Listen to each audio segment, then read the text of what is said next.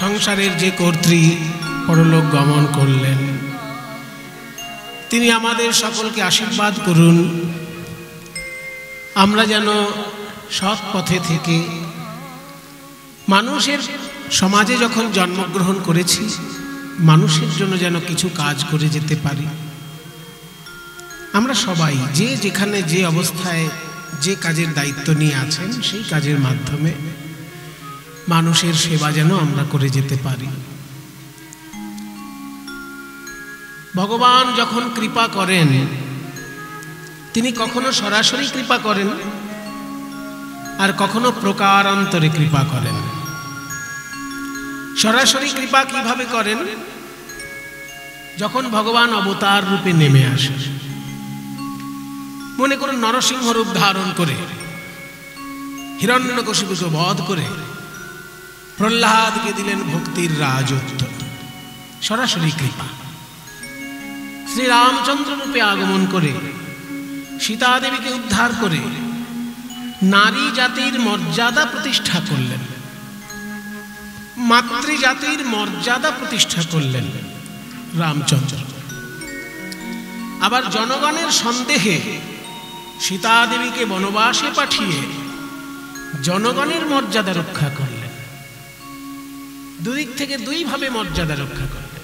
একদিকে রাবণকে বধ করে যেমন নারী জাতির মর্যাদা রক্ষা করেছেন, মাতৃজাতির মর্যাদা রক্ষা করেছেন সীতা দেবীকে উদ্ধার করে, তেমনি আবার জনগণ যখন বলল আমরা সীতা দেবীকে সন্দেহ করি, কারণ তিনি রাক্ষসের দায়িত্বে ছিলেন অনেকগুলো দিন ধরে, তাই জনগণের মর্যাদা রক্ষা করার জন্য আবার সীতা দেবীকে বনবাসে পাঠালেন। তাও পাঠালেন এমন জায়গায় যে একজন বিরাট বড় কবি সেই যুগের বাল্মীকি মুনি, তার তপবনে পাঠালেন, যাতে বাল্মীকি মুনির তপবনে সাধারণ মানুষ যেতে একটু কুণ্ঠাবোধ করবে।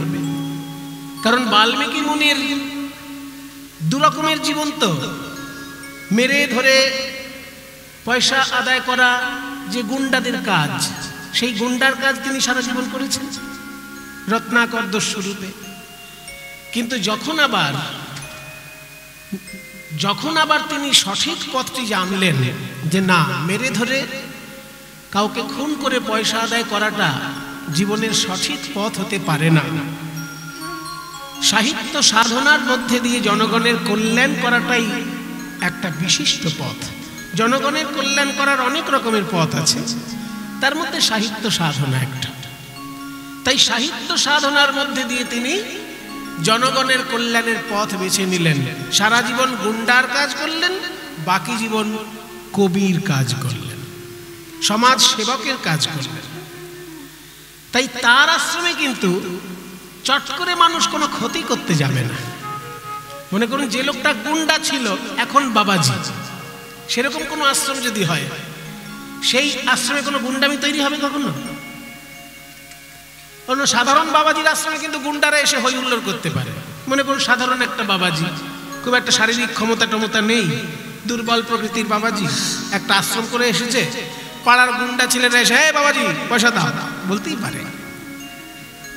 কিন্তু যে লোকটা সারা জীবন গুন্ডামি করে এসেছে, এখন সে বাবাজি হয়েছে, তার কাছে কোনো গুন্ডা এসে বলতে পারবে এই বাবাজি পয়সা দাও? এক থাপ্পড়ে একদম মাটিতে বসিয়ে দিল। এবার একটা গুন্ডামি দেখাচ্ছিস আমাকে, সারা জীবন করে এলাম ওই কাজ। ওই জন্য অন্যান্য আশ্রমের থেকে বাল্মীকি মুনির আশ্রম বেশি সুরক্ষিত, তাই না, নিরাপদ। কারণ ওই মানুষটি সারা জীবন ডাকাতি করেছে, এখন তিনি ডাকাতি ছেড়ে সৎপথে মানুষের কল্যাণের জন্য সাহিত্য সাধনা করছেন, রামায়ণ রচনা করছেন। সেই জন্য বাল্মীকি মুনির আশ্রমে দিলেন সীতা দেবীকে, যে ওখানে যদি আমার সন্তান জন্মগ্রহণ করে সে অন্তত সুশিক্ষা লাভ করবে। বাল্মীকি মুনির আশ্রমে সে সুশিক্ষা লাভ করবে। দুটো দিক চিন্তা করে বাল্মীকির তপবনে সীতা দেবীকে ত্যাগ করলেন। তার মানে জনগণের মর্যাদাও রক্ষা করা হলো, আবার ওদিকে নারী জাতিরও মর্যাদা রক্ষা করা হল। চারিদিকে তিনি মর্যাদা রক্ষা করেছেন বলে তার নাম মর্যাদা পুরুষোত্তম ভগবান। তাই সত্যযুগে যেমন নরসিংহ রূপ ধরে ভগবান কৃপা করেছেন সকলকে, ত্রেতা যুগে রামচন্দ্র রূপে ভগবান কৃপা করেছেন সকলকে, দ্বাপর যুগে শ্রীকৃষ্ণ রূপে ভারতবর্ষের অসুস্থ রাজনীতিকে সুস্থ করে দিয়ে তবে তিনি বিশ্রাম নিয়েছেন দ্বারকায়। ভারতের তখন রাজনীতি অসুস্থ, মানে যে যেমন পারছে লুটে পুটে খাচ্ছে। এদিকে দন্তবক্র বলছে আমায় দেখ, ওদিকে শিশুপাল বলছে আমায় দেখ, হ্যাঁ, যে যেদিক দিয়ে পাচ্ছে শেষ। ওদিকে জরাসন্ধ বলছে আমায় দেখ। সব তখন বড় বড় এক একজন মাথা ভারতবর্ষের, জানেন তো। জরাসন্ধের বাড়ি ছিল তখন বিহারে। এখন লোকে বিহারে বেড়াতে যায় না, বিহারে যেখানে বেড়াতে যায় তার মধ্যে রাজগীর বলে একটা জায়গা আছে। রাজগীর আসলে ওটা রাজগৃহ। কোন রাজার গৃহ? না, জরাসন্ধ রাজার গৃহ। এই জরাসন্ধ কে? এই জরাসন্ধ হচ্ছে কংসের শ্বশুর মশাই। কাজেই অত্যাচারী মানুষ আর একটা অত্যাচারীকেই তো জামাই হিসেবে ডাকবে। একজন গুন্ডা যদি তার মেয়েকে বিয়ে দিতে চায় তত চেষ্টা করবে আর একটা গুন্ডার সঙ্গে যেন দেওয়া যায় বিয়ে। তাহলে অত্যাচারী মানুষ আর একটা অত্যাচারী খুঁজে তার সঙ্গে বিয়ে দিয়েছে। জরাসন্ধ হচ্ছে কংসের শ্বশুর মশাই। ওদিকে কংস অত্যাচার করছে দিল্লিতে, আর জরাসন্ধ অত্যাচার করছে বিহারে। যে যেখানে থাকছে সেখান থেকে ভারতের অত্যাচার করছে। আর উড়িষ্যায় তখন ছিল আর একজন রাজা, তার নাম শিশুপাল। তিনি দূর সম্পর্কে আবার কৃষ্ণের আত্মীয় হন। তিনি কৃষ্ণের আত্মীয় হন, একেবারে নিকট আত্মীয়, কিন্তু হলে হবে কি? অত্যাচারী রাজা। তাই একদিকে জরাসন্ধ, একদিকে শিশুপাল, একদিকে দন্তবক্র, সবাই যে যেমন পাচ্ছে ভারতটা সর্বনাশ করার জন্য উঠে পড়ে লেগেছে। এই সমস্ত বদমাইশগুলোকে ঠান্ডা করার জন্য শ্রীকৃষ্ণের অবতার। শ্রীকৃষ্ণ রূপে এসে তিনি ভারতবর্ষের অসুস্থ রাজনীতিকে সুস্থ করে আমাদেরকে উপহার দিলেন যুধিষ্ঠিরের রাজত্ব। শ্রীকৃষ্ণের কূটনীতি যদি মাঝখানে না থাকতো, ওই যুধিষ্ঠিরের মতন ভালো মানুষ কোনোদিন সিংহাসনে বসতে পারত না। কারণ আপনারা জানেন, রাজনীতি যারা করেন সাধারণত ভালো মানুষকে তারা টিকতে দেন না। এটা আমরা জন্ম থেকে দেখে আসি। ছোটবেলায় যে রাজনীতি দেখেছি সেখানেও যা দেখেছি, বড় হয়ে যা রাজনীতি দেখছি এখানেও তাই দেখছি, কোনো পরিবর্তন নেই। সেই জন্য একদল গুন্ডা তখন ভারতবর্ষকে চালাচ্ছে। একদিকে হচ্ছে জরাসন্ধ, একদিকে শিশুপাল, একদিকে দন্তবক্র, আর একদিকে কংস। এই সবটাকে ঠান্ডা করার জন্য ভগবান শ্রীকৃষ্ণ রূপে নেমে এসে এত সুন্দর একটি রাজত্ব আমাদেরকে উপহার দিলেন, যার রাজা হলেন যুধিষ্ঠির।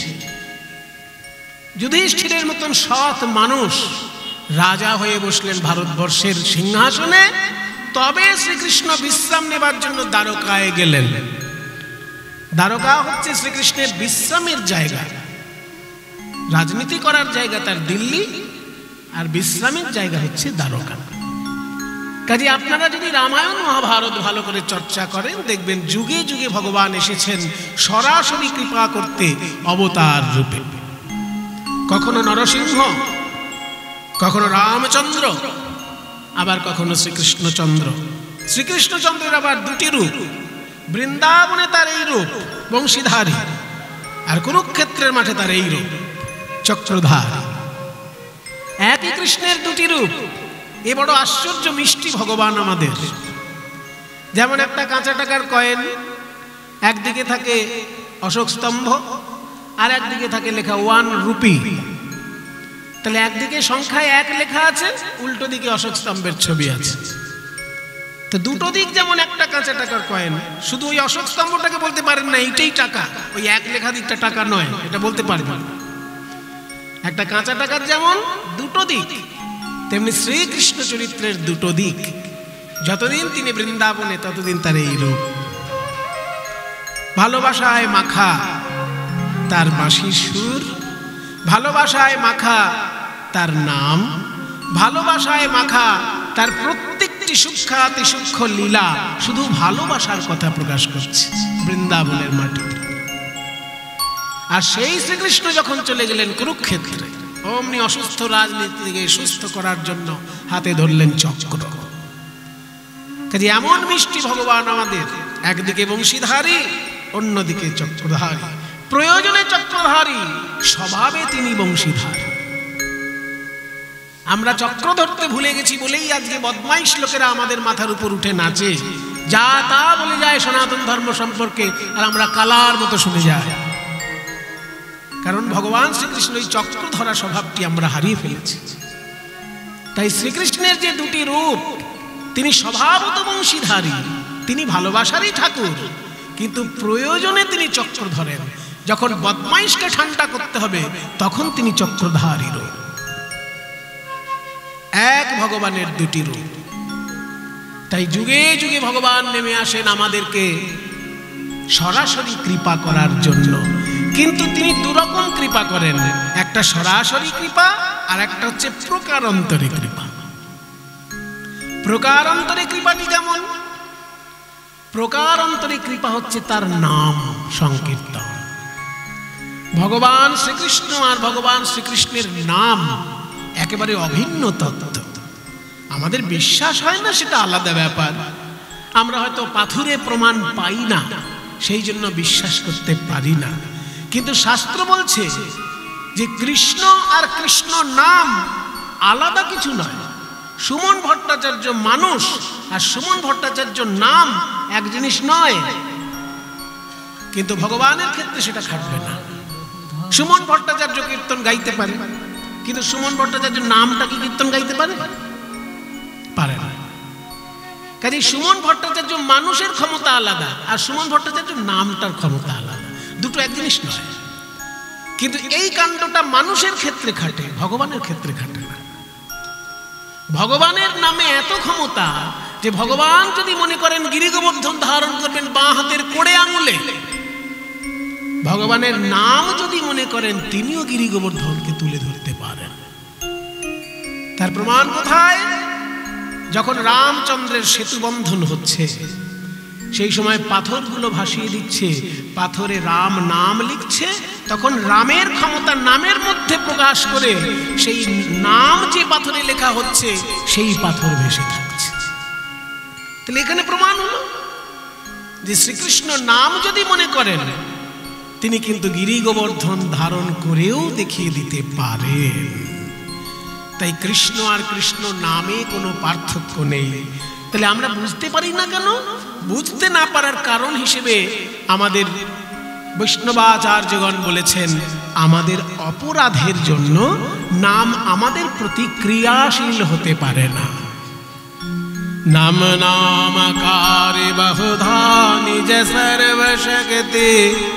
এই যে শ্লোকটা আমি বললাম, এই শ্লোকটা স্বয়ং চৈতন্য মহাপ্রভু বলেছেন। মহাপ্রভুর বলে যাওয়া 8টি সংস্কৃত শ্লোক চৈতন্য চরিতামৃতের শেষ অধ্যায়ে আছে। তার মধ্যে একটা শ্লোক এখন বলছি, যে ভগবান যে সরাসরি কৃপা করেন যখন তিনি অবতার হয়ে আসেন, আর বারবার তো সবসময় তার অবতার হয়ে থাকতে পারেন না। সেই জন্য অবতার হিসেবে যখন না থাকেন তখন নাম রূপে কৃপা করেন। কৃপার রূপগুলো কিরকম এই শ্লোকে মহাপ্রভু বলছেন। नाम नामकारि बहुधा निज सर्वशक्ति तत्रार्पिता नियमित स्मरणेन काल एतादृशी तव कृपा भगवन् ममापि दुर्दैवमीदृशमिहाजनिनानुरागः दुर्दैवमिदृशमिहाजनिनानुरागः दुर्दैवमिदृशमिहाजनिनानुरागः। কি সুন্দর শ্লোকটা, অবাক হয়ে যাবেন। এই শ্লোকটি মহাপ্রভুর রচনা। বলছে, হে ভগবান, তুমি যখন নাম রূপে মানুষকে কৃপা করো, তোমার ভেতরে 3টে কৃপা ফুটে ওঠে। প্রথম কৃপা কি? নাম নামকারি বহুধা। প্রথম কৃপা হচ্ছে তুমি একজন, কিন্তু তোমার নাম অজস্র। এটাই অনেক কৃপার ব্যাপার। বলে এটা আবার কৃপার ব্যাপার হলে এটা আমাদের মাথার উপর চাপ সৃষ্টি হলো না। একটা ভগবানের যদি একটাই নাম হয় তাহলে মুখস্থ করতে সুবিধা হয়, কিন্তু একটা ভগবানের যদি 1000 ঘন্টার নাম হয় মুখস্থ করা সহজ হয়? শ্রীকৃষ্ণের 108টা নাম আছে। আমার মাকে ছোটবেলায় পড়তে শুনতাম। যশোদা রাখিল নাম, জাদু বাছা ধন, আরো কি কি আছে। তাহলে এই যে 108টা নাম শ্রীকৃষ্ণের আছে, কোন মানুষের মুখস্থ আছে বলুন তো? এইটা এত লোক কীর্তন শুনছে, কেউ বলতে পারবেন না আমার মুখস্থ আছে 108টা নাম? আমি তো আগেই বলে দিচ্ছি আমার মুখস্থ নেই, আমি মায়ের কাছে শুনেছি সেইটুকু বলতে পারি। তাহলে ভগবানের যে 108টা নাম আছে আমাদের মুখস্থ করতে মাথা ফেটে যাচ্ছে। ওরে বাবা! আবার সংস্কৃত মহাভারত যদি খুলে দেখেন সেইখানে দেখবেন বিষ্ণুর সহস্র নাম আছে। গেয়ং গীতা নাম সহস্রম ধ্যেয়ম শ্রীপতি রূপমজস্রম। সেখানে শঙ্করাচার্য বলছেন না, গেয়ং গীতা নাম সহস্রম ধ্যেয়ম শ্রীপতি রূপমজস্রম নেয়ং সজ্জন সঙ্গে চ চিত্তম দেয়ং সজ্জন সঙ্গে বিত্তম। কি কি করণীয় শঙ্করাচার্য বেশ সুন্দর একটা ছোট্ট শ্লোকে বলেছে। বলছে গান যদি গাইতে হয় তাহলে গীতার শ্লোক গাও, কারণ গীতা তো গান। শ্রীমদ্ ভগবত গীতা। গীতা মানে কি? গীতা শব্দটা হচ্ছে গীত শব্দের স্ত্রীলিঙ্গ। গীতা শব্দটা আকার বাদ দিলে কি থাকে? গীত। গীত মানে গান। কার গান? ভগবত গীত, ভগবানের গাওয়া গান। তাহলে আকার জুড়ে গেল কেন? আকার জুড়ে গেল স্ত্রীলিঙ্গ করার জন্য। কেন স্ত্রীলিঙ্গ করতে হলো না? এটা আসলে একটা উপনিষদ, আর উপনিষদ শব্দটা স্ত্রীলিঙ্গ, তার অ্যাডজেক্টিভ হিসেবে ব্যবহার হয়েছে বলে ওই আকারটা যুক্ত হয়েছে। শ্রীমদ্ ভগবত গীতাসু উপনিষদসু প্রথম অধ্যায় দেখবেন, বাড়িতে খুলে গিয়ে দেখবেন। এই তো কীর্তন শুনে বাড়ি যাবেন, বাড়িতে যদি গীতা থাকে পাতাটা উল্টে দেখবেন অধ্যায়ের শেষে কি লেখা আছে। সব কটা অধ্যায়ের শেষে লেখা পাবেন শ্রীমদ্ ভগবত গীতাসু উপনিষদসু। এটা একসঙ্গে থাকে বলে দীর্ঘকার করা থাকে, লোকে অত বুঝে পড়ে না, একটা না পড়ে যায় আর কি। শ্রীমদ্ ভগবত গীতাসু উপনিষদসু প্রথম অধ্যায়। অর্থাৎ শ্রীমদ্ ভগবত গীতা হলো একটি উপনিষদ। এই উপনিষদটা কেমন উপনিষদ না? ভগবানের গাওয়া উপনিষদ। ওই জন্য ভগবত গীত মানে ভগবানের গান। এবার উপনিষদ শব্দটা স্ত্রীলিঙ্গ বলে তার বিশেষণ হিসেবে গীত শব্দে স্ত্রীলিঙ্গে আকার যুক্ত হয়েছে, ওই জন্য ভগবত গীতা মানে ভগবানের গান। শঙ্করাচার্য বলছেন গাইতেই যদি হয় তাহলে গীতা গাইবে। গেয়ং ভগবত গীতা। গীতা যদি গাইতে হয় গীতা গাইবে। গেয়ম গীতা নাম সহস্রম, আর তার সঙ্গে গাইবে সহস্র নাম, অর্থাৎ বিষ্ণুর সহস্র নাম। মহাভারতের পাতায় আছে বিষ্ণুর সহস্র নাম। তাহলে 1000 নাম বিষ্ণুর আছে, সে তো আছে সবে শুনলাম, তো সেগুলো মুখস্থ করা কঠিন ব্যাপার নয়। ভগবান যদি একটা হয়, তার নাম যদি একটা হয়, মুখস্থ করার ঝামেলা নেই কিছু। একটা ভগবানের যদি 100টা নাম হয়, ভগবানের যদি 1000টা নাম হয়, তো সেটা মুখস্থ করা ঝামেলা কি না? তাহলে কেন বলছেন যে এক ভগবানের এতগুলো নাম হওয়াটা সেটাই প্রথম কৃপা? নাম নামকারি বহুধা নিজ সর্বশক্তি। বলছে ভগবান একজন কিন্তু তার নাম অনেক, এইটা প্রথম কৃপা। কেন জানো না? বিভিন্ন লোক বিভিন্ন রুচি নিয়ে জন্মায়, সেই রুচি অনুসারে যাতে তারা ভগবানের নাম গ্রহণ করতে পারে, ওই জন্য ভগবান এক হলেও তার নাম ভিন্ন ভিন্ন। ভালো করে বুঝে নিন ব্যাপারটা। অনেকেই আছে সব উল্টো পাল্টা প্রশ্ন করবে, ভগবানের এতগুলো নাম কেন? কৃষ্ণ, গোবিন্দ, মধুসূদন, রাধানাথ, গোপীনাথ, রাধারমন, এত নাম কেন কৃষ্ণের? বলে শোনো, ভগবান একজন কিন্তু তার নাম ভিন্ন ভিন্ন। কেন না? মানুষের রুচি ভিন্ন ভিন্ন। কেউ ভগবানকে প্রভুরূপে ভালোবাসে, আবার কেউ ভগবানকে সন্তান রূপে ভালোবাসতে পারে, কেউ ভগবানকে বন্ধু রূপে ভালোবাসতে পারে, কেউ ভগবানকে প্রিয়তম রূপে ভালোবাসতে পারে। যেমন মীরাবাই ভগবানকে প্রিয়তম রূপে ভালোবেসেছিল। রাজকন্যা হয়ে, রাজার স্ত্রী হয়ে রাজবাড়ি ছেড়ে দিয়ে রাস্তায় ভিক্ষে করে বেড়াচ্ছে। রাজরানী মীরা ভিখারিনী, গিরিধারী তোমার লাগিয়া। তাহলে রাজার মেয়ে হয়ে, রাজার স্ত্রী হয়ে রাজ ঐশ্বর্য ত্যাগ করে রাস্তায় রাস্তায় ভিক্ষা করছে কে? রাজকন্যা, রাজকুলবধূ মীরাবাই। কেন? ভগবানকে প্রিয়তম রূপে ভালোবেসেছে তাই। তাহলে ভগবানকে যদি কেউ প্রিয়তম রূপে ভালোবাসে, সে তো গোপাল বলে ডাকবে না, সে তো কানাই বলে ডাকবে না। যে ভগবানকে বন্ধু রূপে ভালোবাসবে সে ভগবানকে কানাই কানাই বলে ডাকবে। যেমন শ্রীরাম সুদাম দাম সুদাম, এরা কি কখনো ভগবানকে রাধারমন বলে ডাকবে? রাধারমন শোনো, এটা কোনোদিন শ্রীরাম ডাকতে পারে? শ্রীরাম তো রাধারানীর দাদা। এবার শ্রীরাম যদি রাধারানীর দাদা হয়, কৃষ্ণের বন্ধু হয়, সে কখনো কৃষ্ণকে রাধানাথ বা রাধারমন বলে ডাকতে পারে?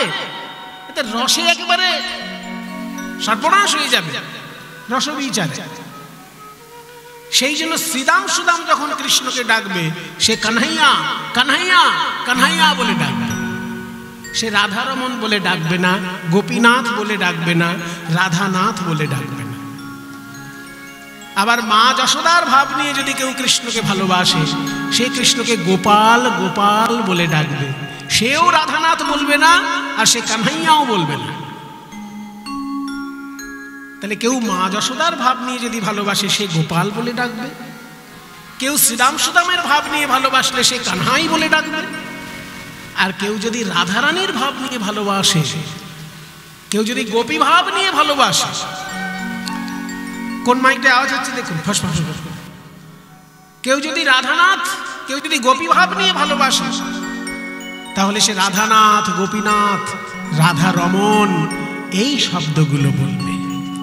ওই জন্যই বলছে ভগবান এক, কিন্তু তার নাম বিভিন্ন, কারণ ভক্তগণের রুচি ভিন্ন ভিন্ন। আর ঘাড়ে ধরে যদি সবাইকে এক নাম নেওয়াতে থাকে, যে কৃষ্ণ ছাড়া আর কিছু বলা যাবে না, গোপাল ছাড়া ভগবানকে আর কিছু বলা যাবে না, গোপাল ছাড়া যদি কেউ রাধা রমন বলেছ কৃষ্ণকে, গলা কেটে দেবে। এই জঙ্গি ভাবনা যদি বৈষ্ণব জগতে কখনো প্রবেশ করে, যে ভগবানকে গোপাল ছাড়া কিচ্ছু বলা যাবে না, গোপাল ছাড়া কেউ যদি ভগবানকে কানহাই বলেছ, গলা কেটে দেবো, কেউ যদি ভগবানকে রাধারমন বলেছ, গলা কেটে দেবো, এই জঙ্গি ভাব যদি কোনোদিন বৈষ্ণব জগতে প্রবেশ করে, বৈষ্ণব জগতে তখন রস বলে কিছু থাকবে? একটা কাঠখোট্টা পাথুরে ধর্ম হয়ে যাবে, পাথরের মতো ধর্ম, ছুড়লে মাথা ফেটে যাবে লোকের, হৃদয়ে কিচ্ছু প্রভাব ফেলবে না। রস প্রভাব ফেলে হৃদয়ে, আর বৈষ্ণব জগৎ হচ্ছে রসের জগৎ। তাই ভগবানকে যদি কেউ প্রিয়তম রূপে ভালোবাসে, সে রাধানাথ, গোপীনাথ এই নামগুলো বলবে। ভগবানকে যদি কেউ সন্তান রূপে ভালোবাসে, সে গোপাল বলবে। ভগবানকে যদি কেউ বন্ধু রূপে ভালোবাসে, সে কানহাই কানহাই বলবে। এই জন্য এক ভগবানের এতগুলো নাম, সে শত নামও হতে পারে, সহস্র নামও হতে পারে। অনেক লোকের বাঞ্ছা অনেক প্রকার, ওই জন্য চৈতন্য চরিতামৃতে খুব সহজ করে বলে দিল, অনেক লোকের বাঞ্ছায় অনেক প্রকার, কৃপাতে করিলা অনেক নামের প্রচার। এটা প্রথম কৃপা। এবার দ্বিতীয় কৃপা কি? নাম নামাকারে বহুধা নিজ সর্বশক্তি স্তত্রার্পিতা। নিজ সর্বশক্তি স্তত্রার্পিতা, এটা দ্বিতীয় কৃপা। যেটা একটু আগে বলছিলাম, ভগবান তার নিজের সমস্ত ক্ষমতা নামের মধ্যে দিয়ে দিয়েছেন, কুক্ষিগত করে রাখেন। কৃষ্ণ নিজে যদি পুতনাবধ করতে পারে, কৃষ্ণ নামও পুতনাবধ করতে পারে। কৃষ্ণ যদি গিরিগোবর্ধন ধারণ করতে পারে, কৃষ্ণ নামও গিরিগোবর্ধন ধারণ করতে পারে। ভগবান নিজের ক্ষমতা নামের মধ্যে দিয়েছে, তাই নাম এত শক্তিশালী। বলছে কি করে বুঝবো? উদাহরণ দিন, একটা উদাহরণ ছাড়া আমরা বুঝতে পারি না। ক্ষমতা যদি না দেওয়া থাকে তাহলে কোনো কাজ হয় না। যেমন ধরুন একটা সাধারণ কাগজ আর একটা 100 টাকার নোট, এই দুটোর মধ্যে পার্থক্য কি? সাধারণ কাগজ যদি রাস্তায় পড়ে থাকে কেউ পকেটে তুলবে? পা দিয়ে আরো সরিয়ে দেবে রাস্তাটা পরিষ্কার করার জন্য। কিন্তু রাস্তায় যদি 100 টাকার নোট পড়ে থাকে সঙ্গে সঙ্গে সেইটাকে তুলে নিয়ে একদম বুক পকেট, ভিতরের বুক পকেট পড়ে না যায়। তাহলে 100 টাকার নোট তুমি বুক পকেটে রাখলে, সাধারণ কাগজ পা দিয়ে সরিয়ে দিলে কেন বাবা? কারণ ওই সাধারণ কাগজটা গিয়ে কোনো দোকানে দেখালে 100 টাকার জিনিস দেবে না, কিন্তু 100 টাকার নোটটা কোনো দোকানে দেখালেই 100 টাকার জিনিসপত্র পাওয়া যাবে। এই পার্থক্য হয়ে গেল কিসে? পার্থক্য হয়ে গেল সরকারি ক্ষমতার জন্য। সরকার সাধারণ কোনো কাগজে 100 টাকার মূল্য দেয়নি, কিন্তু 100 টাকার নোটে ওই যে ছবি দেওয়া আছে, ওই যে গভর্নরের সই আছে, ওই যে রিজার্ভ ব্যাংকের যে একটা স্ট্যাম্প আছে, ওইটার জন্যই 100 টাকার মূল্য হয়ে গেল। একটা সাধারণ কাগজ আর 100 টাকার পার্থক্য এই যে 100 টাকার নোটের মধ্যে সরকারের ক্ষমতা দেওয়া আছে আর সাধারণ কাগজে কোনো ক্ষমতা দেওয়া নেই। ঠিক তেমনি হরিনামটাও একটা শব্দ আর সাধারণ অন্যান্য শব্দও একটা শব্দ, কিন্তু অন্য শব্দের মধ্যে ক্ষমতা নেই, হরি নামের মধ্যে ভগবান তার নিজের ক্ষমতা দিয়ে দিয়েছেন। এটা দ্বিতীয় কৃপা। তৃতীয় কৃপা কি? নাম নামকারি বহুধা নিজ সর্বশক্তি তদরার্পিতা নিয়মিত স্মরণেন কালঃ। তৃতীয় কৃপা হলো নিয়মিত স্মরণে ন কালঃ। এত মূল্যবান ভগবানের নাম, কৃষ্ণ যতটা ক্ষমতাময় তার নাম ততটা ক্ষমতাময়, তবুও সেই নামের জন্য কোনো নিয়ম বেঁধে দিলেন না। এটাই তৃতীয় কৃপা। ভগবান যদি বলতেন যে ভোর 4টের সময় কৃষ্ণ নাম না বললে কোনো পুণ্য পাওয়া যাবে না, তাহলে কজন বলতে পারত? যাদের ভোরবেলায় ঘুম ভাঙে না তারা কোনোদিন পুণ্য পেত না। যাদের ভোরবেলায় ঘুম ভেঙে যায় তারা 4টের সময় নাম নিচ্ছে, ভালো কথা। কিন্তু ভগবান যদি এরকম বেঁধে দিতেন যে ভোর 4টের সময় নাম না বললে সেই নামে কোনো পুণ্য হবে না, যদি এরকম বেঁধে দিতেন, তাহলে কজন এই কৃষ্ণ নাম উচ্চারণের পুণ্য লাভ করতে বলুন? তাই চৈতন্যদেব বলছেন যে কৃষ্ণের নাম এত মূল্যবান একটি মন্ত্র, কিন্তু সেটা জপের জন্য কোনো নিয়ম বেঁধে দিলেন না। বললেন না যে ভোর 4টের সময় না বললে পুণ্য হবে না, কিংবা সন্ধ্যা 6টার সময় না বললে পুণ্য হবে না, ওরকম বেঁধে দিলেন না। তোমার যখন খুশি, তোমার যেমন সম্ভব, তোমার যেমন সুবিধে, তোমার নিজের সুবিধে অনুসারে তুমি নাম জপ করতে পারো। এইটাই ভগবানের তৃতীয় কৃপা। ওই জন্য চরিতামৃতে আরো সরল করে বলে দিল, খাইতে শুইতে নাম যথা তথা লয়, কাল দেশ নিয়ম নাই, সর্বসিদ্ধি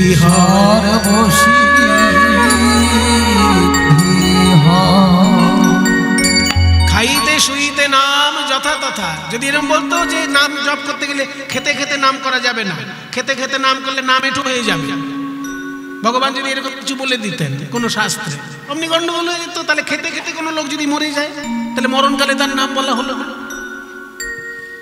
আমরা তো এমন শুনি গল্প যে খেতে খেতে খাবার আটকে গিয়ে একটা লোক মারা গেল। হতে পারে, হয়তো দেখা গেল সে লোকটা ভক্ত লোক, কিন্তু খেতে খেতে খাবার আটকে গিয়ে তার মৃত্যু হল। তাহলে সেই রকম পরিস্থিতিতে সে তো ইচ্ছে থাকলেও ভগবানের নাম করতে পারবে না, শাস্ত্রে যদি নিষেধ থাকে যে খেতে খেতে নাম করা যাবে না।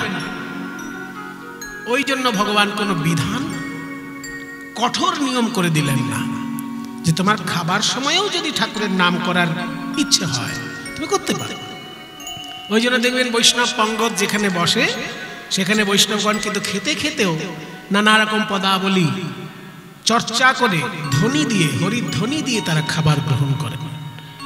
ওই জন্য খাবারেও কোনো বিধান নেই, খেতে খেতেও নাম করা যায়, শুতে শুতেও নাম করা যায়, চলতে ফিরতে, ওই জন্য কোনো বিধি নিষেধ করে দিলেন না। চৈতন্যদেব বলছেন এইটা হচ্ছে তোমার তৃতীয় কৃপা, যে এত মূল্যবান মন্ত্র তোমার নাম, কিন্তু তার জন্য কোনো বিধান করে দিলে না। এই 3 রকমের কৃপা তোমার কৃষ্ণ নামে, অথচ আমার দুর্ভাগ্য দেখো, সেই কৃষ্ণ নাম জপের জন্য আমার কোনো আগ্রহই নেই। শুনলাম যিনি কৃষ্ণ তিনিই কৃষ্ণ নাম, আগ্রহ নেই।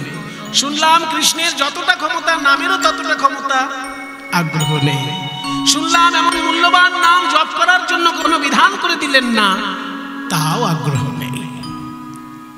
তাই চৈতন্যদেব বলছেন দুর্ভাগ্য আমার কেমন দেখো, তোমার 3 রকমের কৃপা ঝরে পড়ছে হরি নামে, অথচ আমার বিন্দু মাত্র আগ্রহ জন্মালো না তোমার ওই হরি নামের মধ্যে। দুর্দৈবম ঈদৃশম, দুর্দৈব মানে দুর্ভাগ্য, দুর্দৈব মানে হচ্ছে দুর্ভাগ্য। দুর্দৈবম ঈদৃশম, আমার এমন দুর্ভাগ্য, ইহ মানে এই হরি নামে, ন অজনী জন্ম নিল না, অনুরাগ অনুরাগ জন্ম নিল না। তাহলে কৃষ্ণ আর কৃষ্ণ নাম অভিন্ন, কৃষ্ণের যতটা ক্ষমতা তার নামের ততটা ক্ষমতা, কিন্তু এগুলো মুখে বলা যেমন, জীবনে প্রত্যক্ষ প্রমাণ দেখানো কঠিন। তাই আজকে আমরা এমন একজনের কথা আমরা শুনব, যিনি সারা জীবন ধরে ভগবানের নামের উপর বিশ্বাস করে এতটাই নামে সিদ্ধি লাভ করেছিলেন যে স্বয়ং ভগবান তাকে কোলে করে নৃত্য করছে। চলুন সেই পরম বৈষ্ণব আচার্যের কথা শোনার জন্য আমরা একটু এগিয়ে যাই। পদকর্তা কি সুন্দর বলছেন, কলি ঘোর তিমির, কলি ঘোর তিমির, কলিরূপী ঘোর অন্ধকার গরাস হলো জগজন, জগৎবাসীকে যখন গ্রাস করল, ধর্ম কর্ম রহু দূর, ধর্ম আর কর্ম দূরে চলে গেল। অন্ধকার থাকলে ভালো মানুষ সেখানে থাকতে পারে না। আপনারা ভালো মানুষ তাই কীর্তন শুনতে এসেছেন, ভালো মানুষরা হলে কি আর কীর্তন শুনতে আসে বলুন? আর যদি মন্দ মানুষও হয়, তার মধ্যে 10% যদি ভালো থাকে, তখন সে কীর্তন শুনতে আসবে। মন্দ মানুষও যদি আসে কীর্তনের আসরে, জানবেন সেই সময় তার ভালো অংশটা কাজ করছে, তাই সে কীর্তনের আসরের কাছে এসেছে। একটা মানুষ 100% মন্দ হতে পারে না। কেউ যদি 90% মন্দ হয়, তাহলে 10% অন্তত তার মধ্যে ভালো আছে। তো যদি কীর্তনের আশেপাশে কোনো খারাপ লোকও চলে আসে, জানবেন তার ভিতরে ওই 10% ভালো মানুষটা কাজ করছে, তাই সে কীর্তনের আশেপাশে এসেছে। তা আপনারা যে কীর্তন শুনতে এসেছেন, আপনারা তো ভালো মানুষ। ভালো মানুষ কখনো অন্ধকারে থাকতে পারে না। চোর, ডাকাত, ছিনতাই পার্টি এরা সব অন্ধকারে থাকতে ভালোবাসে, কিন্তু ভক্ত মানুষ, ভালো ছাত্র, ভালো সাধক, তারা অন্ধকারে থাকতে ভালোবাসবে কি? যে গীতা ভাগবত পড়বে সে অন্ধকারে থাকবে? কালকে যার পরীক্ষা সেই ছাত্র আজকে অন্ধকারে থাকবে? সে সারা রাত্রি লাইট জ্বেলে পড়বে। সেই জন্য ভালো কাজ, সাধনার কাজ যেখানে হবে, অন্ধকারে হতে পারে না। তো কলির ঘোর অন্ধকার যখন গ্রাস করলো জগৎবাসীকে, দুজন বিদায় নিল। কে কে বিদায় নিল না? ধর্ম আর কর্ম। ধর্ম বলল আমি বাবা এই কলির অন্ধকারে থাকতে পারবো না, বিদায় নিল। সুকর্ম, সৎকর্ম, সেও বললো আমি বাবা থাকতে পারবো না, বিদায় নিল। তাহলে এসে ভিড় করলো কারা? এদের উল্টো যারা কাম, ক্রোধ, লোভ, মোহ, মদ, মাৎসর্য, হিংসা, বিদ্বেষ, রাহাজানি, ছিনতাই, এরা সব এসে ভিড় করলো। কিন্তু সেই কলির অন্ধকার দূর করার জন্য নবদ্বীপের ভাগ্যাকাশে আবির্ভূত হলেন প্রেমের ঠাকুর গৌরাঙ্গ মহাপ্রভু। অসাধনে চিন্তামণি বিধি মিলাবলয়ানি, আমার গোরা বড়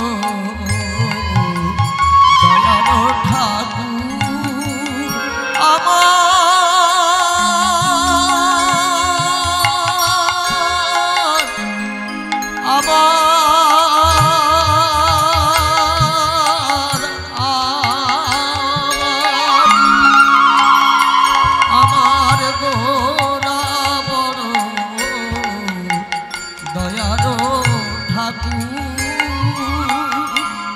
নানা এমন দয়াল আর হবে না, এমন দয়াল আর হবে না, হবে না, হবে না ভাই। তোমরা বিচার করে দেখতে পারো, এমন দয়াল আর হবে না।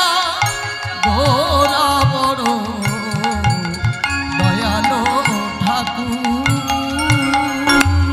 ওই যে বললাম অন্ধকার, এই যে এতগুলো লাইট জ্বলছে, কীর্তন চলছে, সব লাইট যদি নিভে যায় কীর্তন করা যাবে?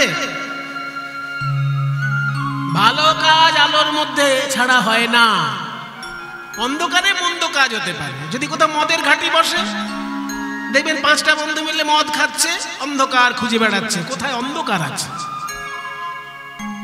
দেখবেন কোথাও যদি জুয়া খেলা হয়, অন্ধকার খুঁজে বেড়াচ্ছে, পুলিশ যেন না ধরে, অন্ধকার খুঁজে বেড়াচ্ছে। তার মানে মন্দ কাজ অন্ধকারে হয়, ভালো কাজ, কালকে যার পরীক্ষা সেই ছেলেটা আজকে কখনো অন্ধকারে বসে থাকবে না, সে আজকে সারা রাত্রির লাইট জ্বেলে বসে থাকবে, কালকে পরীক্ষায় পাশ করতে হবে। ওই জন্য ভালো কাজ আলো ছাড়া হয় না। আজকে কলির অন্ধকার যখন এলো, তখন ধর্ম আর কর্ম বিদায় নিল, এসে দাঁড়ালো কে? কাম, ক্রোধ, লোভ, মোহ, মদ, মাৎসর্য, হিংসা, বিদ্বেষ, ছল, চাতুরি, এরা সব এসে ভর্তি হয়ে গেল। কিন্তু অন্ধকার তো সারাক্ষণ থাকে না বাবা, রাত্রির পোহালেই সূর্যদেব উদয় হয়, সারা জগৎ আলোকিত করে দেয়। ঠিক তেমনি গৌরাঙ্গ, গৌরাঙ্গরূপী সোনার চাঁদ নবদ্বীপে উদয় হয়ে ওই কুকর্ম, অসৎ কাজ, এগুলো সব দূর করে দিলেন। কাম, ক্রোধ, লোভ, মোহ, মদ, মাৎসর্য, হিংসা, বিদ্বেষ, এগুলো সব আস্তে আস্তে দূর হতে লাগলো গৌরাঙ্গের অবতারের ফলে। তাই পদকর্তা বলছে, ভাই রে আমার ঘোরা গুণ কহনে না যায়, না যায়, না যায়, না যায়, না যায়, গোরা গুণ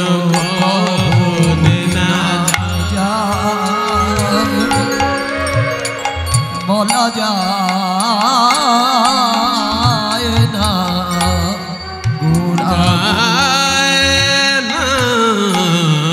গোরা গুণ কহনে না যায়, যায় না, যায় না, যায় না, যায় না, বলা কহনে না যায়, কহনে না যায়, কহনে না যায়, কহনে না যায়, যায় গোরা গুণ কহনে না যায়। আরে বাবা, আমি মানুষ, আমার চোখ দুটো, আমার কান দুটো, হাত দুটো, পা দুটো, কিন্তু মুখ একটা। এই মুখ দিয়ে আমাকে খেতে হবে, আবার এই মুখ দিয়ে মিথ্যে কথা বলতে হবে। আমি কি করে এই মুখটা দিয়ে গৌরাঙ্গের কথা বলবো? জানো, গৌরাঙ্গের কথা বলতে গিয়ে কারা কারা হেরে যায়? 4 মুখের যেমন ব্রহ্মা আছে, তেমনি 100 মুখেরও ব্রহ্মা আছে। 4 মুখের ব্রহ্মা, 100 মুখের ব্রহ্মা, তারাও পারে না। কত শত আনন, কত চতুরানন, কত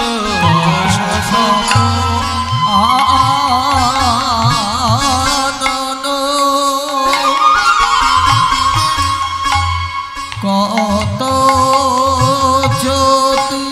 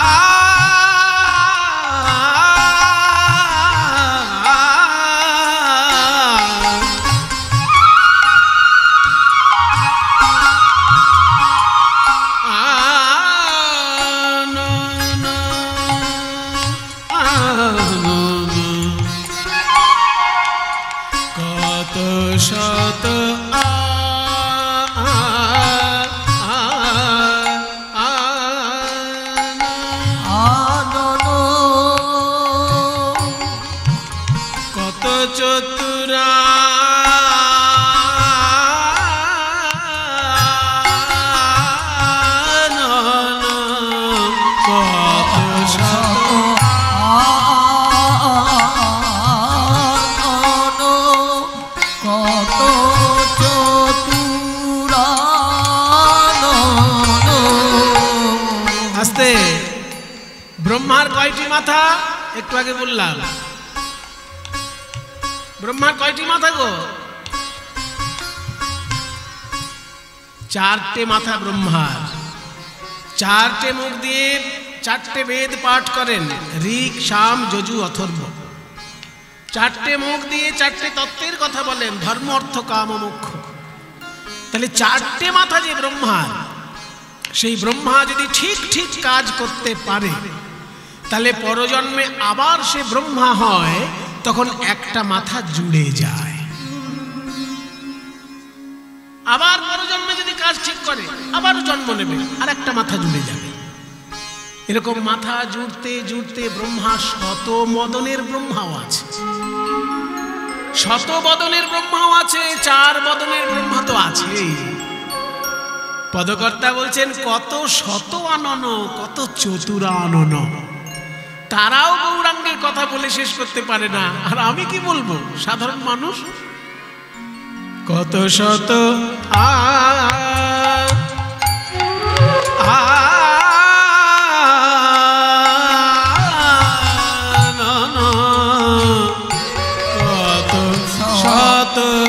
কত শত কত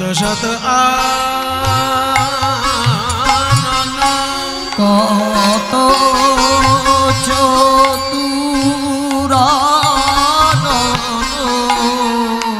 তারা বরণিয়া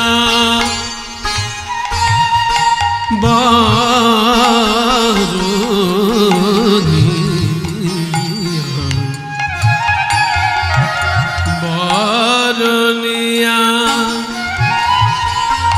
ওর নাহি পায়।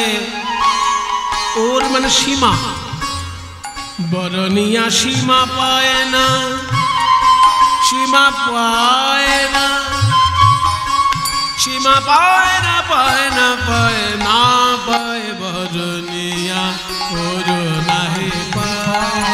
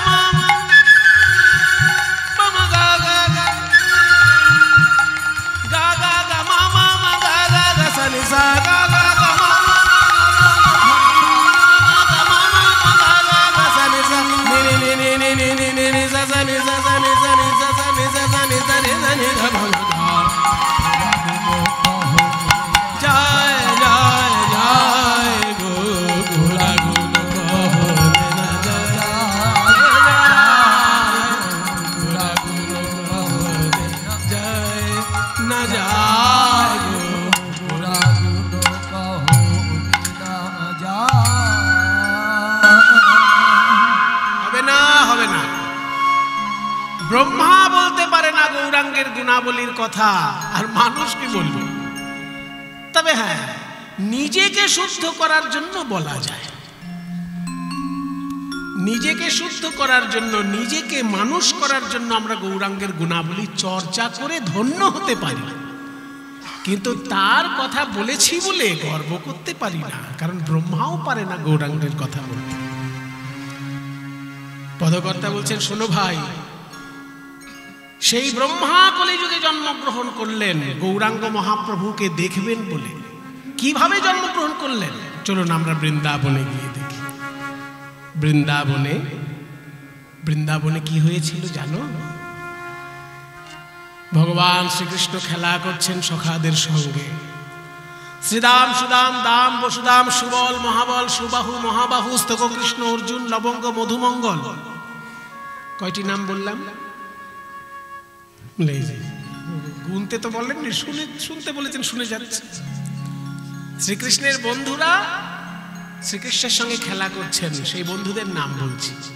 শ্রীদাম, সুদাম, দাম, বসুদাম, সুবল, মহাবল, সুবাহু, মহাবাহু, স্তককৃষ্ণ, অর্জুন, লবঙ্গ, মধুমঙ্গল। এইবার গুনেছেন সবাই। এই 12 জন বন্ধু শ্রীকৃষ্ণের সঙ্গে খেলা করছে। আরো আছে হলায়ুধ, বরুথপ, গন্ধর্ব, কিঙ্কিনী, অংশুমান, ভদ্রসেন, বসন্ত, বিলাসী, উজ্জ্বল, কোকিল, কলবিঙ্কু, পুণ্ডরিক। কটা হলো? আবার 12টা। এই 12 জন আর 12 জন 24 জন হচ্ছে শ্রীকৃষ্ণের বন্ধু। সবাই মিলে খেলা করছে শ্রীকৃষ্ণের সঙ্গে। পদকর্তা কি সুন্দর বর্ণনা করছেন। এই পদটা আমি গাইবো, আপনারা একটু মন দিয়ে শুনবেন।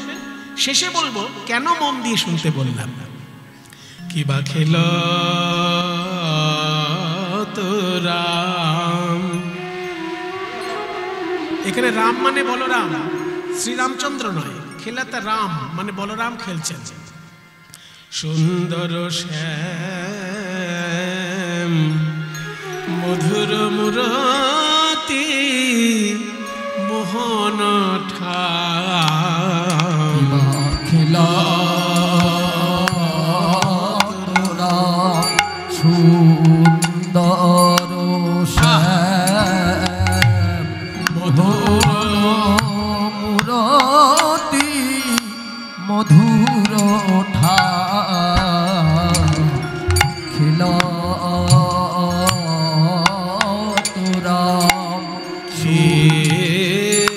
আনন্দ খেলা আজ কি আনন্দ শ্রী যমুনার তীরে, কি আনন্দ শ্রী যমুনার তীরে, কি আনন্দ বলরাম কেনাই খেলা করে যমুনার তীরে, কি আনন্দ বলরাম কানাই খেলা করে আসাম বয়বালক শনে বলরাম কানাই খেলা করে সমময় বালক সনে বলরাম কানাই খেলা করে ওই সমময় বালক সনে বলরাম কানাই খেলা করে শ্রী যমুনার তীরে আলো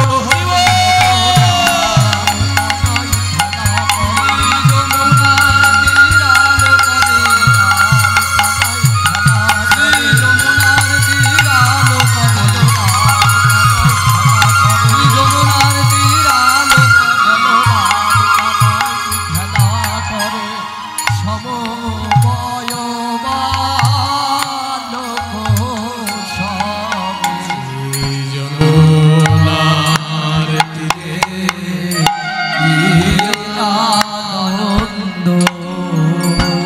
খেলাতে রাম সুন্দর শ্যাম মধুর মুরতি মোহন ঠাম। কাচনি পাঁচনি বেত্র বেনু। কাচনি মানে বেশভূষা। বেশভূষায় কি কি আছে? বেত্র বেনু, বেত আছে মানে গরুকে তাড়ানোর জন্য বেত, গরুকে নিয়ন্ত্রণ করার জন্য বেত, আর বেনু আছে। কাচনি পাচনি বেত্র বেনু মুরলি খুরলি গান। বলছে বেনু যখন বললেন আবার মুরলি কেন বলছেন? বেনু মানেও তো বাঁশি, মুরলি মানেও বাঁশি। বলছে বেনু মানেও বাঁশি, মুরলি মানেও বাঁশি, কিন্তু একরকম দেখতে নয় দুটো। বেনু কেমন না পারিকাক্ষীয় ভাবে বেনু দ্বাদশ আঙ্গুল দৈর্ঘ্য ভাগ। কৃষ্ণের যে বাঁশিটা 12 আঙ্গুল লম্বা, 6টি ছিদ্র থাকবে, তাকে বলে বেনু।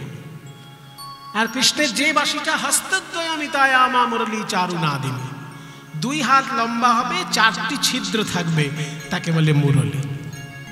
কাজেই 12 আঙ্গুল অর্থাৎ 1 ফুট মতো, 1 ফুট যে বাঁশি, এই যে এইরকম সাইজ, সেটা হচ্ছে বেনু। আর 2 হাত লম্বা যেটা, সেটা হচ্ছে মুরলী। মুরলীর গম্ভীর স্বর আর বেনুর তীক্ষ্ণ স্বর। মুরলী খুরলি গান, খুরলি মানে সিংহা, মুরলী খুরলি গানারি, তাতে যেন গান গাইতে গাইতে চলেছে। মুরলী খুরলি গানারি, মুরলী খুরলি গানারি, বা মুরলী বাঁশি বাজায় চলে, রাগের মোর ছনা দিয়ে বাজায়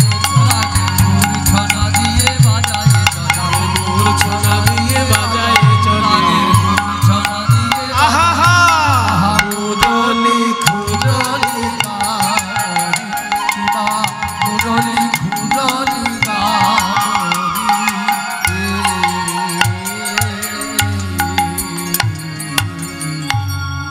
খেলছে কাদের সঙ্গে? ওই যে নামগুলো বললাম, শ্রীদাম সুদাম দাম বসুদাম সুবল মহাবল। অত নাম বললে তো আর গানটার সৌন্দর্য থাকে না। ওই জন্য গানের সৌন্দর্যের জন্য 2টো মাত্র নাম নেওয়া হয়েছে। ওই 24 জন বন্ধুর মধ্যে 2টো নাম নেওয়া হয়েছে।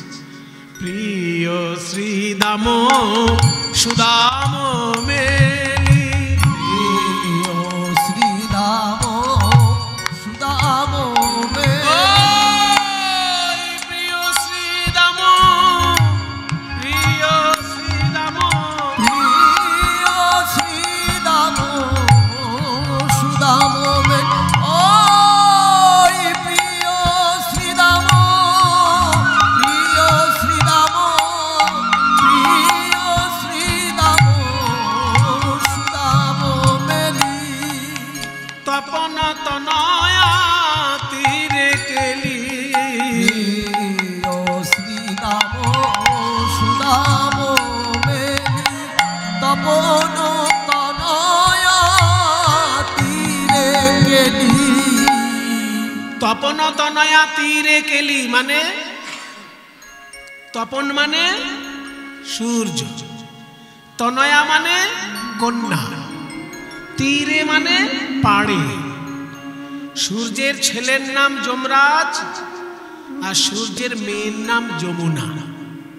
কিন্তু যমুনার তীরে খেলছে, এটা বললে তো সহজ হয়ে গেল, আপনাদের তো আর ভাবার সুযোগ থাকলো না।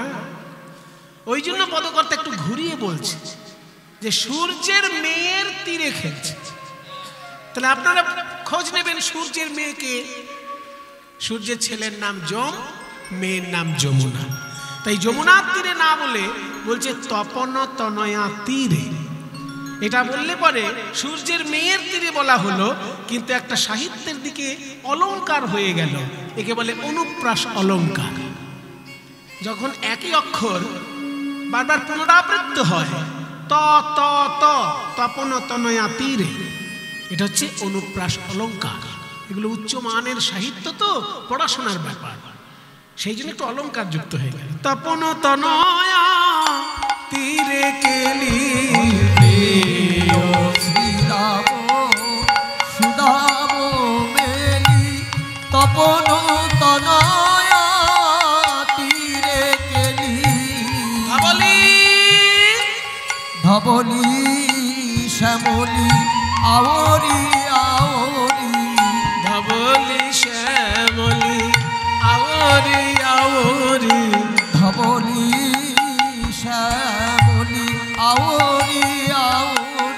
पुकारी चलत कानरी बा पुकारी चलत कानरी बा पुकारी चलत कानरी बा पुकारी चलत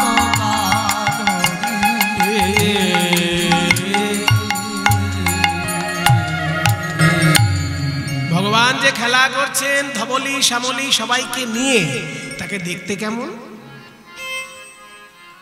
ছেলে বা মেয়ে কোন বয়সে দেখতে সব থেকে সুন্দর হয়? ও মায়েরা, দেখতে সুন্দর কোন বয়সটায় সব থেকে বেশি হয় বলো? 5 বছর বয়সে না 55 বছর বয়সে? কিশোর 15 থেকে 25 এর মধ্যে দেখবেন পরিপূর্ণতা, রূপের পরিপূর্ণতা ঘটে। ওই জন্য কিশোর বয়সে আমার ভগবানের রূপটি পূজনীয়। বয়সে কিশোর নবীন ভাতে, বয়সে কিশোর নবীন ভাতি আহা বয়সে কিশোর, বয়সে কিশোর, বয়সে কিশোর নবীন ভাতি জৈসে ইন্দু জলদ কান্তি। বয়সে কিশোর নবীন ভাতি জৈসে ইন্দু জলদ কান্তি। চারু চন্দ্রিকা গুঞ্জহার, চারু চন্দ্রিকা গুঞ্জহার চারু চন্দ্রিকা গুঞ্জহার। চারু, চারু মানে সুন্দর, আর চন্দ্রিকা মানে এমনি চন্দ্রিকা মানে চাঁদের আলো, কিন্তু এখানে ময়ূরের পালকটাকে চন্দ্রিকা বলা হচ্ছে। চারু চন্দ্রিকা গুঞ্জহার, চারু চন্দ্রিকা গুঞ্জহার চারু চন্দ্রিকা গুঞ্জহার চারু চন্দ্রিকা গুঞ্জহার চারু চন্দ্রিকা গুঞ্জহার, চারু চন্দ্রিকা গুঞ্জহার। উমা, দেবতাদের মধ্যে সব থেকে সুন্দর হচ্ছেন কাম দেবতা। তার সৌন্দর্য নিংড়ে নিয়ে যেন গোবিন্দের বদনে দেওয়া আছে।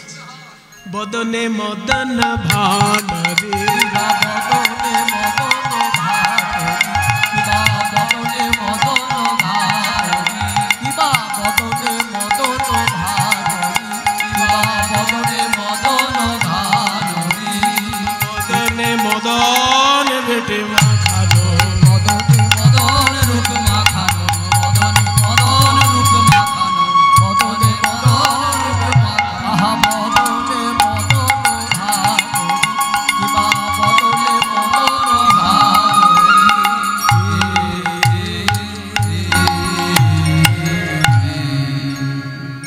এত সুন্দরভাবে খেলা করছেন যিনি সখাদের সঙ্গে ধেনুবৎস নিয়ে, তিনি কে জানো?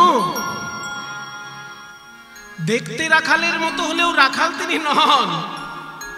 এইবার পদকর্তা বলছেন, তিনি কে জানো? আগম নিগম বেদ আগম নিগম আগম নিগম আগম